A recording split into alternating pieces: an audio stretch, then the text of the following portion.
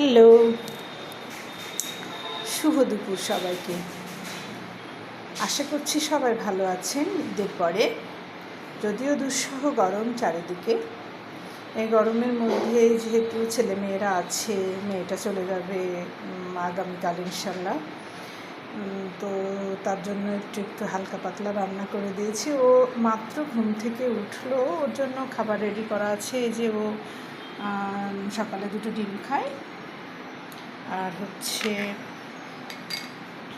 এই যে সেই আমার ড্রিঙ্কসটা হচ্ছে চিয়া সিড, ইসবগুল, লেবু, তারপরে মেথি, কালোজিরা, তোকমা দানা, এইসব দিয়ে। আর সকালে আমরা আজকে নাস্তায় খেয়েছিলাম মাংসের ঝোল দিয়ে। এই যে পাতলা করে এই জিনিসটা আমরা যেটা খাই, সবাই মোটামুটি খেয়ে থাকি।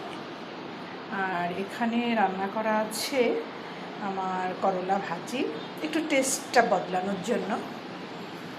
আর এইখানে আছে আমার হচ্ছে কি এটা বলে, ঢেঁকি শাক। সেই ঢেঁকি শাক আলু দিয়ে ভাজি করেছি। এখানে আছে ডাল, এটাও টেস্ট বদলানোর জন্য একটু করা হয়েছে, ঘন করে মুসুরির ডাল।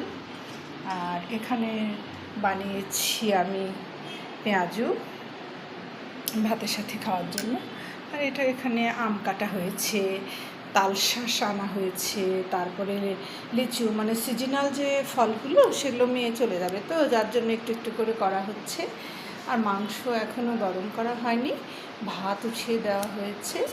তো খুব ভালো থাকবেন আপনারা সবাই। টাটা।